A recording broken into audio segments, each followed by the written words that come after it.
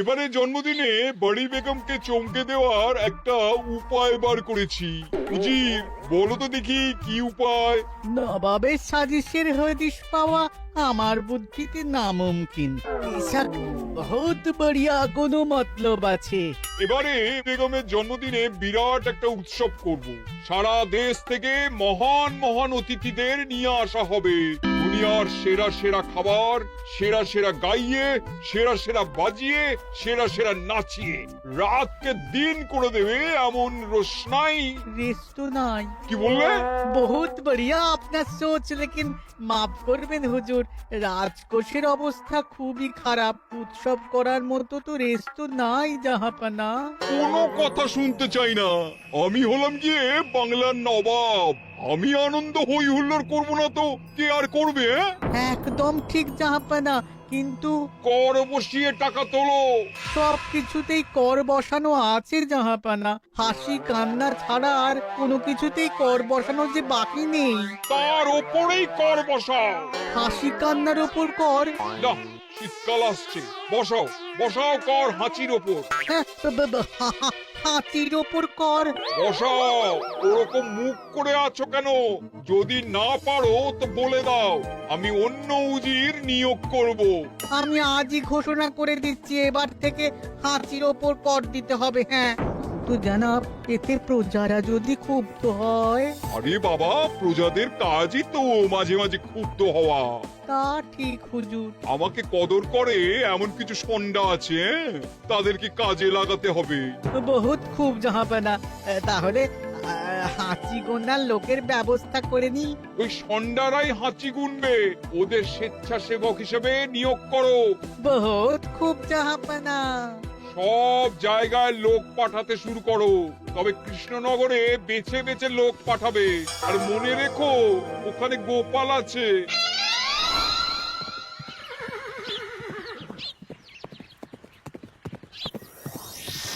সব জায়গায় কর আদায়কারী পাঠিয়ে দেওয়া হয়েছে জাহাপানা। আপনার কথা মতো তাদের বলে দেওয়া হয়েছে যে আদায় হওয়া করের 10% তাদের বেতন হিসেবে দেওয়া হবে। সুতরাং কর আদায়ে কোনো ঢিলেমি হবে না। বহুত আচ্ছা, বহুত আচ্ছা।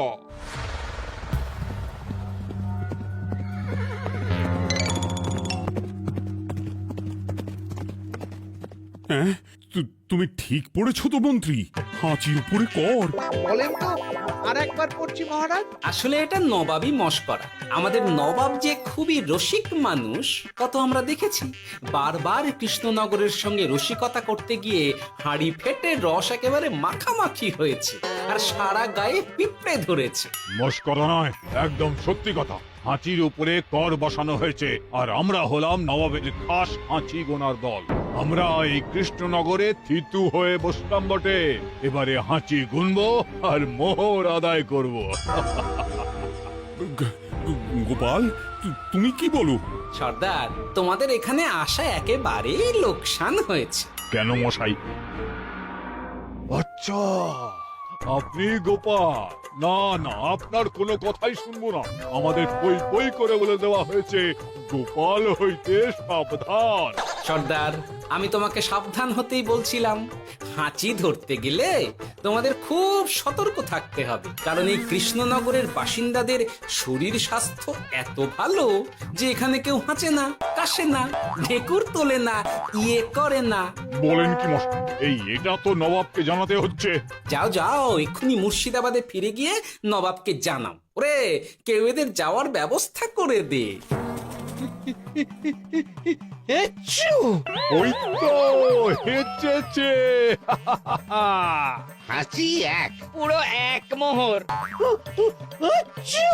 হাঁচি দুই, দুই মোহর। আরে, এটা তো হাঁচির বাচ্চা, এটা তো ধরলে চলবে না।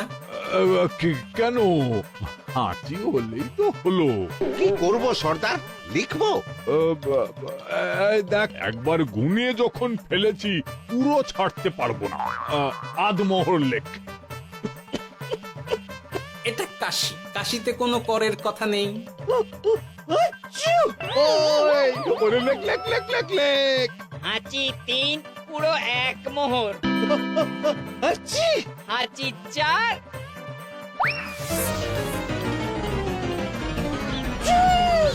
হাঁচি 5, লেখো।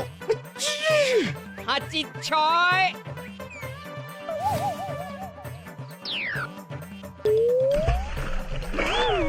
যা, যা কি রে, শুনেছিলাম কৃষ্ণনগরের মন্ত্রীটা মাথা মোটা, প্রমাণ হয়ে গেল। জল থেকে উঠবে যখন ঠান্ডা লেগে হাঁচি তো আরো বাড়বে। জলে বুড়বুড়ি উঠছে, বেটা জলের তলায় তলায় হাঁটছে। হাঁচি 7। এখনো তো ফিরলো না, বেলা গড়িয়ে দুপুর হয়ে গেল। ভাববেন না রাজামশাই, আমরা যারা যারা এখানে এসেছি সবাই ধড়িবাজ লোক। মন্ত্রীর হাঁচি নিংড়ে নিয়ে ফিরবে। ছি ছি ছি ছি ছি ছি ছি ছি ছি। কি হলো গোপাল? আমরা কৃষ্ণনগরের প্রবাদ প্রতিম আতিথেয়তার অসম্মান করেছি মহারাজ। কেন? কিভাবে? কখন? এখন মহারাজ, এখন এনারা সেই সুদূর মুর্শিদাবাদ থেকে এসেছেন, আর আমরা এতক্ষণ শুধু অন্য কথাই বলে চলেছি, এনাদের আপ্যায়নের ব্যবস্থা করিনি। তাই তো। মহারাজ, আপনি ব্যস্ত হবেন না। এই কে আছো? শোনো, এদের রাজ অতিথিশালাতে থাকার বিশেষ ব্যবস্থা করো। এদের খাবার যাবে মহারাজের পাকশাল থেকে। এদের সব সুবিধে অসুবিধে দেখার জন্য দাস দাসী নিযুক্ত থাকবে। চলো হে চলো। আরে দাঁড়াও সর্দার, হ্যাঁ বলুন। তোমাদের তো আবার গোপালের কথা শোনা বারণ। আমার ব্যবস্থায় বোধহয় তোমরা থাকবে না। বাদ দিন তো, আসলে ভয় ছিল আপনার বুদ্ধিকে, আর ভয় নেই। কেমন আগু পিছু বিচার না করেই বলে ফেললেন এখানে কেউ হাঁচে না। বুঝে গেছি, আসলে গোপাল হলো গল্প। চলো হে চলো, ও বড্ড খিদে পেয়েছে। প্রহরী, এই সর্দারের দলের বাকি লোকগুলো এলে এদেরকেও অতিথিশালায় নিয়ে যেও। হ্যাঁ, আচ্ছা। এ কি গোপাল, এই রক্তচোষাগুলোর জন্য তুমি রাজনিবাস আর রাজভোগের ব্যবস্থা করে দিলে? গোপাল কার পক্ষে মহারাজ? এতক্ষণ গোপালের সব কাজ তো কৃষ্ণনগরের বিপক্ষে গেল। বটেই তো, আমি মনে মনে গণনা করে দেখলাম গোপালের শুল যোগ শুরু হয়েছে। আগামী 1 যুগ ধরে গোপাল যেখানে থাকবে সেখানে রাহুর প্রকোপে দুঃখ দারিদ্র মহামারী একসঙ্গে এসে ধরা পড়বে। মহারাজ, গোপাল কখনো কৃষ্ণনগরের খারাপ ভাবেনি।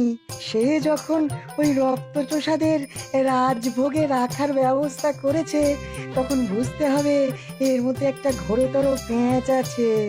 গোপালই তাহলে বলুক কি পেঁচ। মহারাজ, মানুষ বিলাসের সুযোগ পেলে কাজ ভুলে বিলাসেই ডুবে থাকে। কত সম্রাট মহাসম্রাট বিলাসিতায় ডুবে কত সাম্রাজ্য মহাসাম্রাজ্য ভেঙে টুকরো করেছে।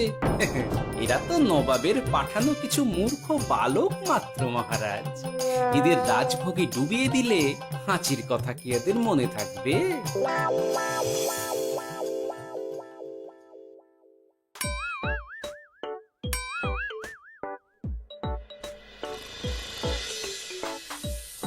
কি ব্যবস্থাপনা সব ঠিক আছে তো? হ্যাঁ হ্যাঁ, খাসা ব্যবস্থা হয়েছে। আপনারা আমাদের অতিথি বলে কথা, আরাম করুন।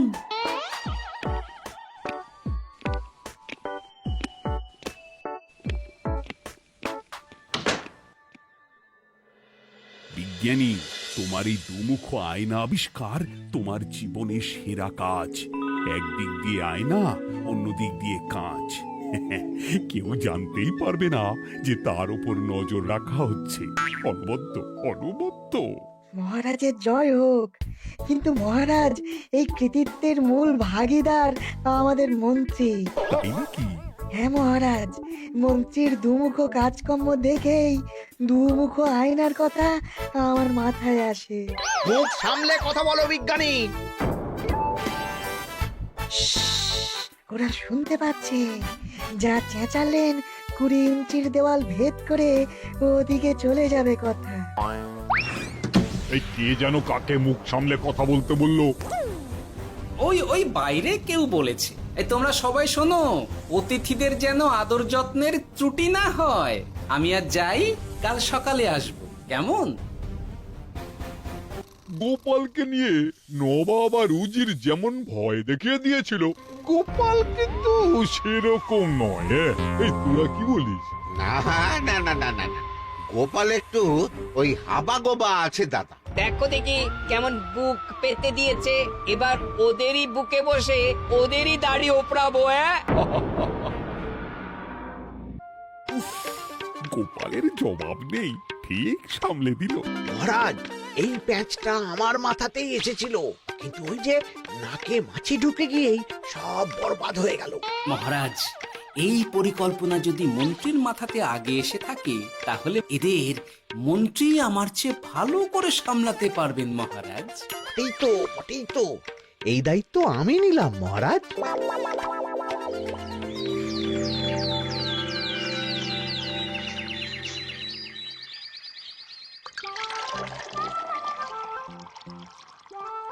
আহা, সকালে ঘুম থেকে উঠে এই রকম বেলের পানা যেন স্বর্গের অমৃত। আছে আছে, আরো আছে। পানীয়, খাদ্য, আরাম, আয়েশ, যত চাও তত পাবে। এ কি, আপনি গোপাল কোথায়? মহারাজ বিবেচনা করে দেখেছেন যে মহামান্য অতিথিদের পরিচর্যার ভার গোপালের মতো একজন ভাঁড়ের পক্ষে বহন করা সম্ভব নয়, তাই এই দায়িত্ব আমাকে দেওয়া হয়েছে। কিন্তু কোনো কিন্তু নেই সর্দার, আমি যে খানা পিনা নাচা গানা আমোদ আহ্লাদের ব্যবস্থা করেছি দেখে তুমি চমকে যাবে। দেখা নয় বিজ্ঞানী, এবার শুধু কাজের সময়। কাল মন্ত্রীর উপর ওদের ভার ছেড়ে দিয়ে কৃষ্ণনগরের যে সর্বনাশটি করেছো, কোনো কাজ করে আর সেটিকে সামলানো যাবে না। হ্যাঁ, আহা, তোমার দেখছি মন্ত্রীর উপরে একটুও আস্থা নেই।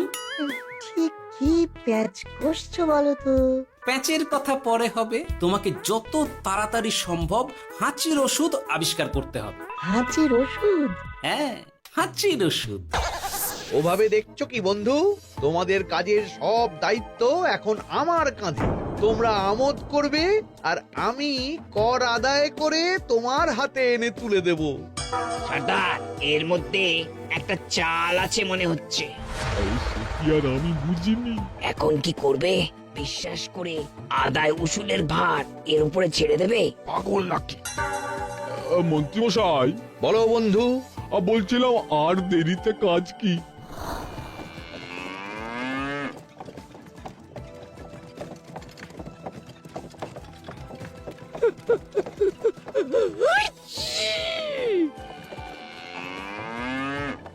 মন্ত্রী, লেখো হাঁচি এক। ওহে, তোমার নাম কি? মন্তেশ্বর হুজুরি আগে। লিখুন মন্ত্রীমশাই, নাম লিখুন। ওহে মন্তেশ্বর, হাঁচি কর, এক মোহর ছাড়ো দেখিনি। হাঁচি দুই। আরে যাও, দৌড়ে গিয়ে দু মোহর আদায় করে আনো। ওরে, তোরা সব কৃষ্ণনগরের কোণে কোণে ছড়িয়ে পড় দেখি, একটা হাঁচিও যেন বাদ না পড়ে। হ্যাঁ,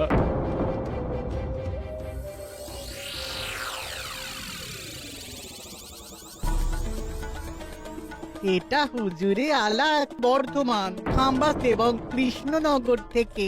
চমৎকার চমৎকার। তাহলে গোপাল কিছু করতে পারেনি, আমাদের যুব শক্তি কৃষ্ণনগরকে পুরো নিংড়ে নিয়ে আসছে। মহারাজ কৃষ্ণচন্দ্রের একটা আবেদন আছে জানাব।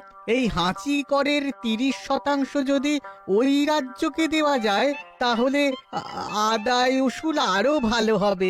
ওরা বলেছে যে আপনি যদি 30% দেন, তাহলে কর আদায় একেবারে জান লড়িয়ে দেবে। মঞ্জুর মঞ্জুর।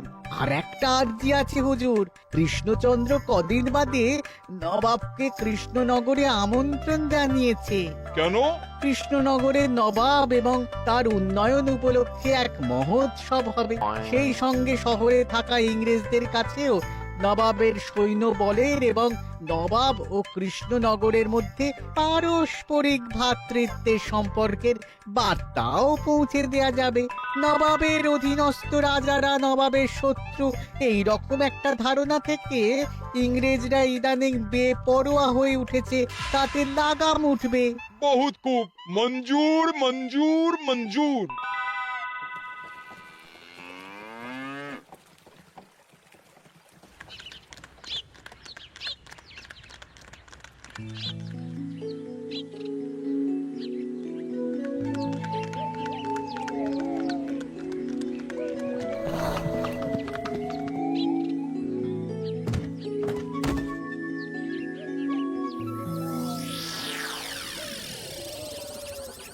কি ব্যাপার গোপাল?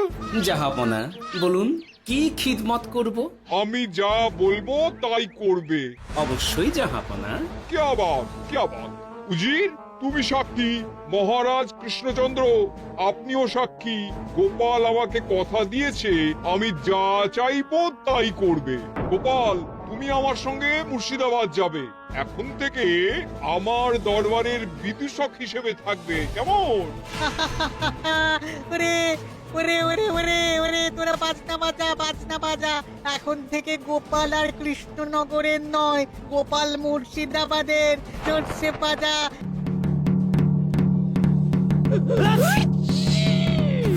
কি হলো? হুজুর, মনে হচ্ছে আপনার সৈন্যদল হাঁটছে। হ্যাঁ? হুজুর, হাঁচিগড়ের বন্যা সব সৈন্য 10-12টা করে হেঁচে ফেলেছে। মানে প্রচুর মোহর হয়ে গেছে আর বাড়ছে।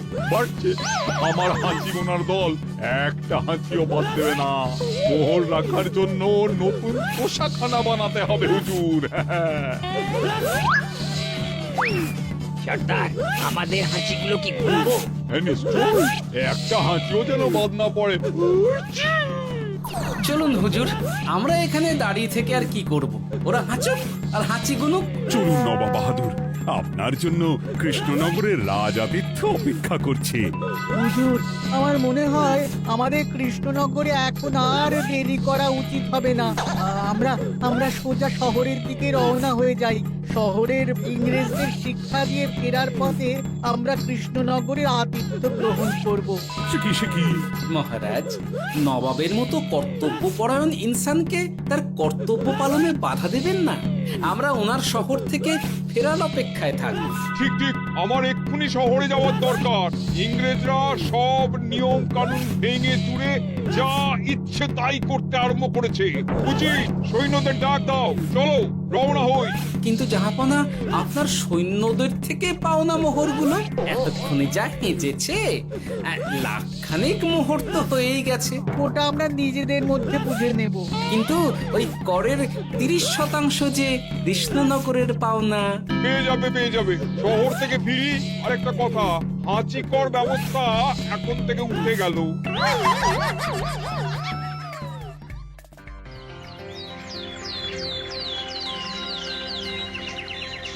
মহারাজ, কিভাবে গোপাল ভাঁড় মহাশয় নবাবের উন্মাদের মতো জারি করা ওই হাঁচিকর থেকে আমাদের সকলকে রক্ষা করেছেন তা আমরা সকলেই জানি।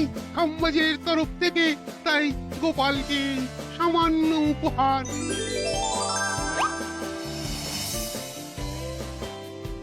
ওহ গোপাল, সত্যি তোমার জবাব নেই। কিছুই হতো না যদি না বিজ্ঞানী ওই হাঁচি চূর্ণ আবিষ্কার করত। এই উপহারের অর্ধেক কিন্তু বিজ্ঞানী। সবই তো বুঝলাম, নবাবকে সৈন্য সহ নিমন্ত্রণ থেকে সৈন্যদলকে হাঁচি চূর্ণ মাখানো, চাঁদোয়ার তলায় ঢোকানো পর্যন্ত। কিন্তু চাঁদোয়া থেকে হাঁচি চূর্ণ ঝরে পড়লো কি করে, সেটাই তো বুঝলাম না। এটা তুমি বলো বিজ্ঞানী। শব্দে বাতাসে কম্পন তৈরি হয়। গোপালের হাততালিতে আমার ঘরের শাড়ি থেকে হাঁচির জন্য ঝরে পড়েছিল। এখানে চাঁদোয়া থেকে ঝরে পড়েছিল বাজনার শব্দে। কি ব্যাপার বিজ্ঞানী, তুমি এখন ছেলে খেলা করছো? হাঁচির ওষুধ হয়ে গেছে। হয়ে গেছে? মূল উপাদান তামাক, গোলমরিচ আর আলকুশির গুঁড়ো। কাজ হবে। হাততালি দাও। কাজ হলো। ব্যাপারটা কি হলো? ওই শাড়িটাতে হাঁচি চূর্ণ মাখানো আছে, তোমার হাততালির শব্দের কম্পনে ঝরে ঝরে পড়েছে। একবার নাকের কাছে এলে পিঁপড়ের থেকে পিশাচ, হাঁচতেই হবে, হাঁচতে হবেই হবে। নবাব যদি বাজনা বাজাতে না বলতো। আমাদের বাজনদাররা তৈরি ছিল মহারাজ। যাক, সবই ভালোই ভালোই মিটে গেল। যার শেষ ভালো তার সব ভালো। ব্যাস, এখন শুধু একটাই কাজ বাকি। নবাবের কাছ থেকে করের 30% বাবদ পাওনা মোহর মুর্শিদাবাদে গিয়ে নবাবের কাছ থেকে তুমি নিয়ে আসবে। আচ্ছা মহারাজ।